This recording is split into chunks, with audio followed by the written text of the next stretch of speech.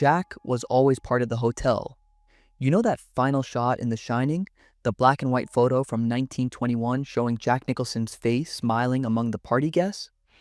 Fans have spent decades arguing about it, and one theory stands above the rest.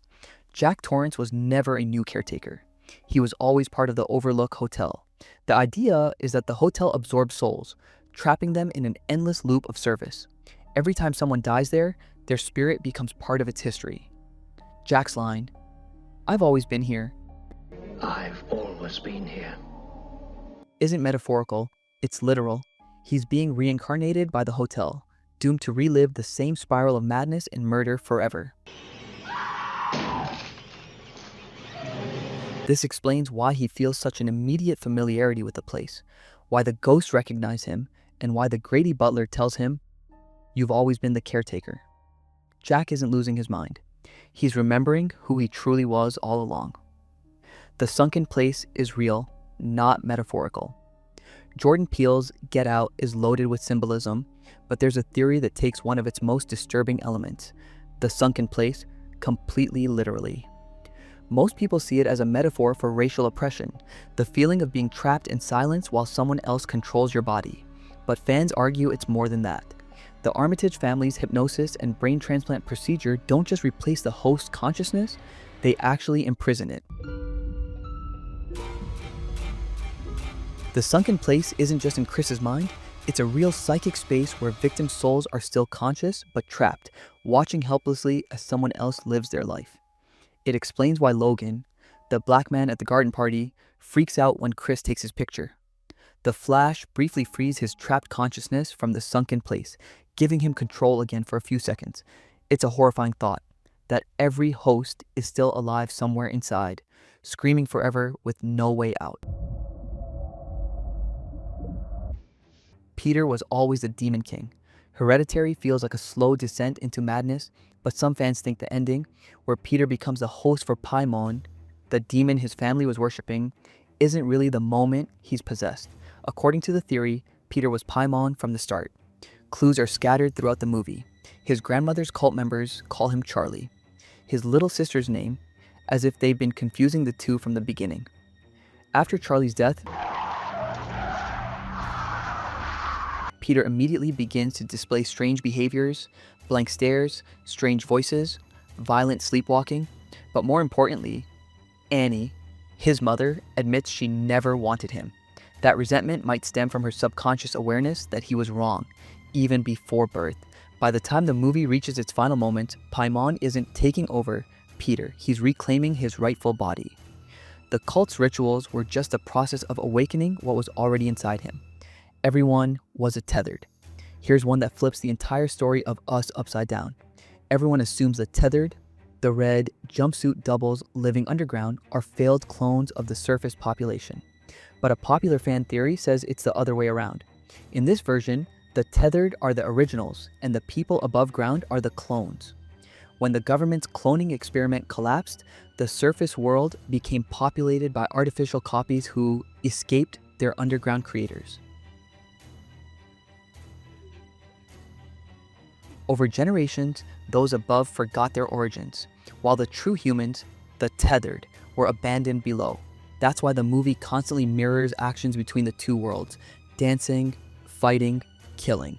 It's not just connection, it's correction. The uprising at the end isn't a rebellion of monsters, it's the originals reclaiming their place in the world. If you're still watching, make sure to leave a like and subscribe to my channel. Freddy isn't real. There's a theory that takes A Nightmare on Elm Street and turns it from supernatural slasher to psychological breakdown. According to some fans, Freddy Krueger doesn't exist at all. He's a shared hallucination created by guilt and trauma. The teens on Elm Street all share one thing in common. Their parents were involved in Freddy's death. They covered it up, never facing the consequences. Now, their kids are subconsciously punishing themselves through nightmares that feel real because they're fueled by repressed guilt passed down from their parents. That would explain why Freddy's powers are inconsistent. Sometimes he's unstoppable, sometimes easily beaten, and why his rules constantly change. He's not a dream demon, he's the human mind's way of processing generational trauma. In this theory, Nancy doesn't defeat Freddy at the end. She simply accepts that he isn't real. There is no witch. The Blair Witch has become a horror legend, but some fans argue she never existed at all. Instead, the entire movie is a setup for a double murder. In this theory, Mike and Josh, the two guys filming with Heather, plan to kill her. They lead her into the woods under the guise of filming the documentary, deliberately getting her lost. The strange noises, the witch signs, even the rock piles, all of it is them messing with her, breaking her down psychologically before killing her. The ending supports it. We never see the witch, we only see Mike standing in the corner and Heather screaming before the camera cuts out. If you assume Mike was part of the plan, the final moment becomes murder, not magic. The entire witch myth might just be an elaborate cover-up. The monster is depression. This one's more metaphorical, but still widely accepted as canon. The Babadook isn't a ghost, demon, or creature at all. It's a physical representation of Amelia's grief and depression after her husband's death. Everything about the Babadook mirrors symptoms of grief, isolation, emotional numbness, rage, and exhaustion. The monster gets stronger when Amelia tries to suppress her feelings and weaker when she acknowledges them. By the end, when she's feeding it worms in the basement, she's not keeping it alive in a literal sense. She's accepting that grief never goes away completely. You just learn to manage it. What makes the theory so effective is that it turns a horror movie into a portrait of mental illness, one where the monster is as real as your emotions. The Babadook doesn't have to be an external being to be terrifying. It's a metaphor for death itself. It follows, never explains what it actually is, only that it passes from person to person through sex and relentlessly stalks its victims. Fans have thrown around tons of theories, STDs, guilt, curses, but one of the most convincing is that it represents death itself. No matter what you do, run, hide, or pass it on, death eventually catches up. It might take years, but it's inevitable. The creature's slow, constant walk becomes a symbol of time itself moving towards you. The only thing sex does is delay it, because in passing the curse, you're momentarily distracting death with someone else. The final shot of the movie, where Jay and Paul walk down the street hand in hand with a mysterious figure following behind, isn't reassurance. It's confirmation that death is still coming. It always is. Stumacher survived. For years, fans have sworn that Stumacher didn't actually die in the first Scream. Yeah, Sidney dropped a TV on his head, but we never see a body, never hear about a funeral, and his death feels way too quick for a character that wild. Early drafts of Scream 3 even had Stu returning as the leader of a Ghostface cult, orchestrating murders from prison. The idea makes sense. Stu was obsessed with fame and legacy. What's more Scream than the original Ghostface pulling strings? Decades later, when you look at Scream 5 and 6, that theory hits harder. Ghostface isn't just a killer anymore, it's a movement. Cults, fans, live streams, everything about the new sequels feels like Stu's influence bleeding through. Maybe he never died. Maybe he's been watching, waiting, and guiding each new generation of killers who grew up worshipping him. Michael Myers is pure evil made flesh. Michael Myers doesn't act human. He acts like a force of nature. He doesn't age normally, doesn't talk, and survives everything from gunshots to full explosions. The most accepted theory says that's because Michael isn't really a man. He's evil itself, wearing human skin. John Carpenter always called him the Shape, not a person, a presence. The 2018 reboot even pushes this idea further.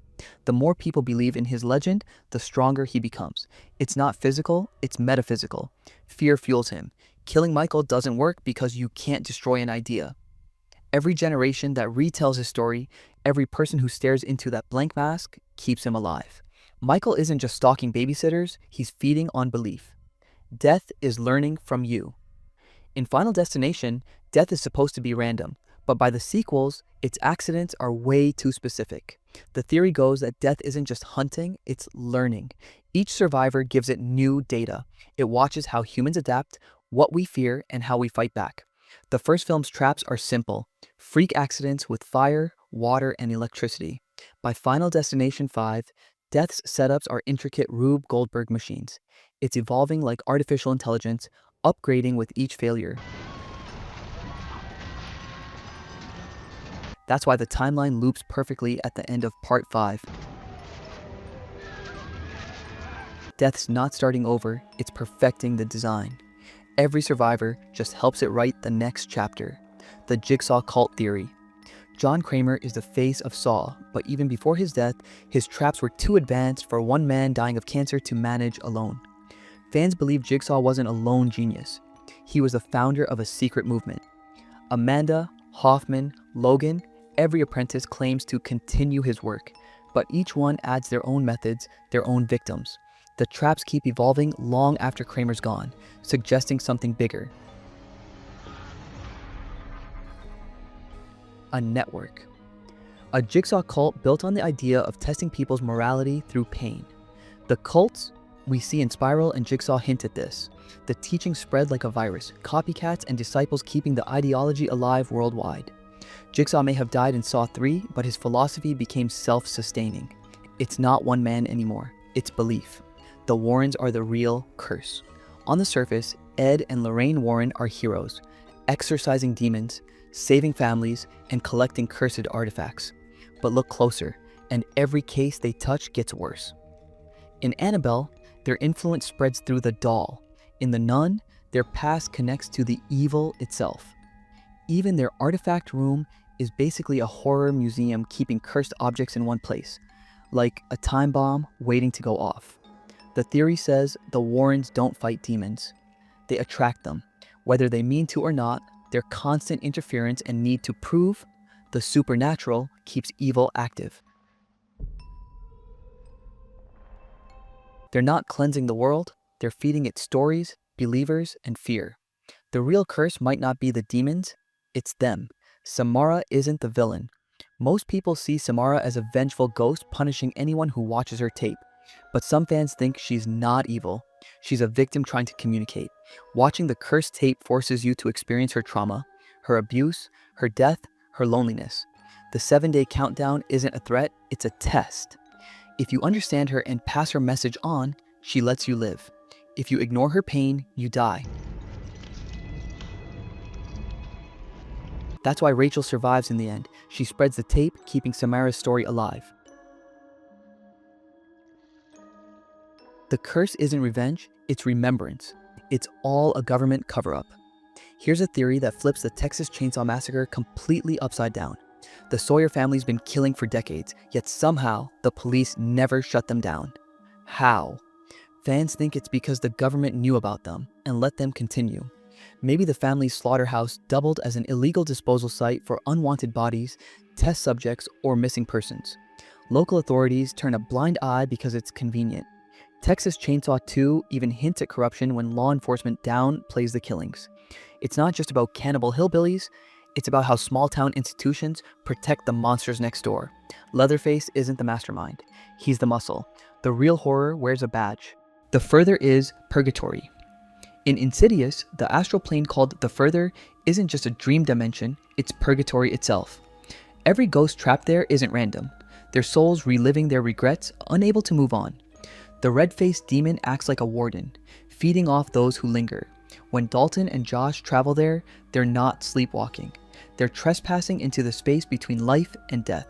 That's why time distorts, why their bodies are vulnerable, and why coming back always changes them. They didn't escape a dream.